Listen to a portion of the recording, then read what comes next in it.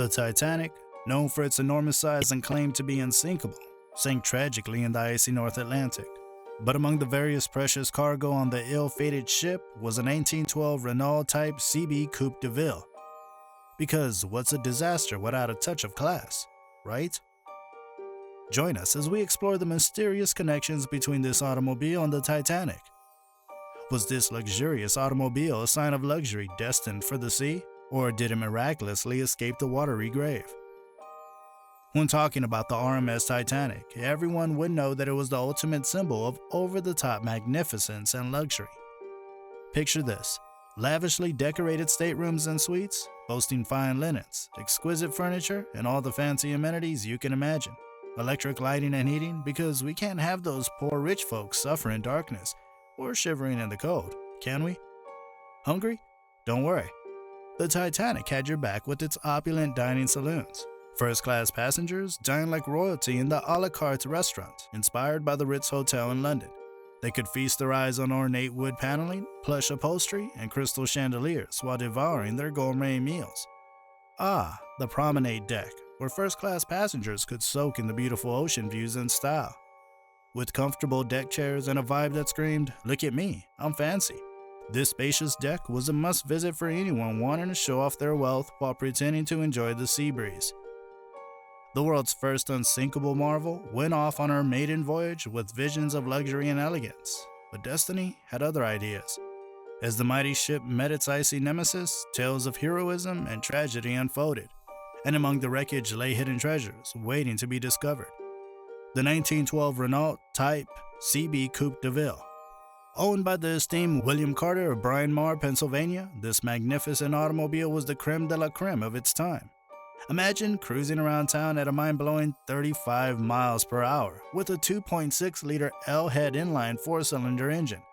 Who needs speed limits when you have 12 French horsepower at your disposal? If you liked the video so far, do hit the like button, and while you're at it, subscribe to our channel as well. Now back to the video. The Titanic, however, had different plans for Mr. Carter's beloved ride. As the ship met its icy demise, the Coupe de Ville must have briefly enjoyed a first-class view as it soared high in the air before plunging into the depths of the ocean. Talk about a sinking feeling. The Titanic's car's existence was known to historians because of the ship's manifest, but the rest of us learned about it thanks to the 1997 blockbuster Titanic. Being the ultimate example of historical authenticity, director James Cameron insisted on an identical replica of the automobile based on Carter's documentation.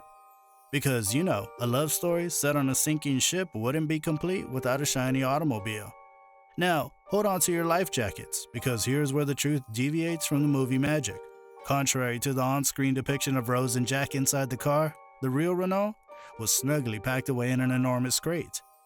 Despite the wreckage of the Titanic being discovered in 1985, the elusive 1912 Renault Coupe de Ville remains hidden in the abyss. Salvagers have tirelessly searched for this relic of luxury, hoping to uncover a rusty piece of history. But let's be honest, after 107 years underwater, it's more likely to be a fish's favorite hangout than a pristine vintage automobile. While countless Titanic artifacts have been discovered during expeditions, the Coupe de Ville has avoided detection. Perhaps it's evolved into a mermaid's chariot or gotten mistaken for a sunken submarine. Either way, it's safe to say that the car is long gone, just like Jack's survival chances on that infamous floating door.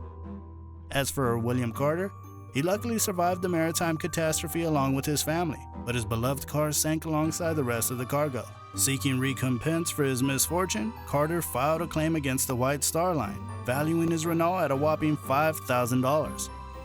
Adjusted for today's rate, that's enough money to make even the most prestigious luxury car dealers drool.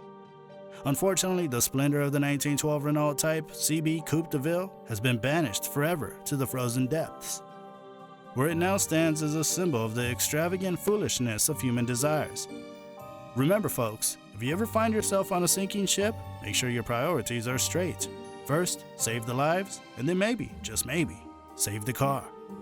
According to R.M. Sotheby's, an identical vehicle was sold in 2008. A 1912 Renault Coupe de Ville was purchased for $269,500 by a bidder from Phoenix, Arizona. This means that if the Titanic car was ever found, hauled up from the ocean and restored, it would probably go for a considerable price at auction. However, the restoration cost would be quite a burden in terms of cost. The fate of the Renault 1912 may forever remain a puzzle, but it's our shared curiosity that keeps its story alive.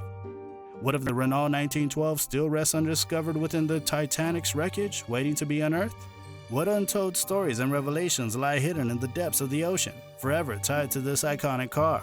Leave your thoughts in the comments section below, and don't forget to like this video and subscribe to our channel if you haven't already. Thank you for watching. We'll see you guys soon.